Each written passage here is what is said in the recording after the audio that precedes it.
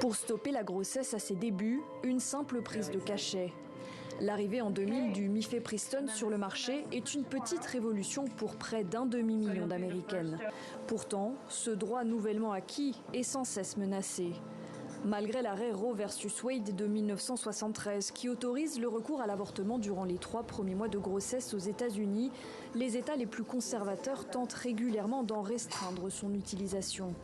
Au niveau fédéral, après George W. Bush en 2003, Donald Trump, alors encore candidat, se positionne ouvertement contre l'avortement en 2016. Quelle est votre position sur les droits des femmes et leur droit à choisir leur propre santé sexuelle? Eh bien, comme vous le savez, je suis pro-vie. Selon vous, faut-il punir l'avortement? Oui, il doit y avoir une certaine forme de punition. Pour la femme? Oui. Au cours de son mandat, Donald Trump remanie la Cour suprême pour permettre aux conservateurs d'y être majoritaires.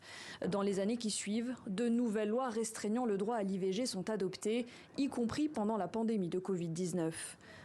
En mai 2021, le gouverneur du Texas signe une loi interdisant d'avorter après 6 semaines de grossesse, même en cas de viol ou d'inceste. La Cour suprême des États-Unis ne s'y oppose pas. Je crois vraiment que le Texas donne l'exemple et j'espère que d'autres États suivront. Avec un peu de chance, l'avortement sera totalement interdit. Le 24 juin 2022, c'est le choc pour une partie des États-Unis et du monde. Dans une volte-face historique, la Cour suprême enterre l'arrêt Roe versus Wade. Chaque État devient libre d'autoriser ou non l'avortement.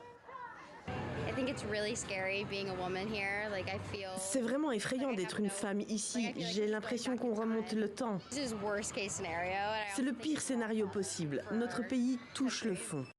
Depuis, plus d'une quinzaine d'États américains ont déjà ou sont en voie d'interdire l'avortement et avec lui le recours à la pilule abortive.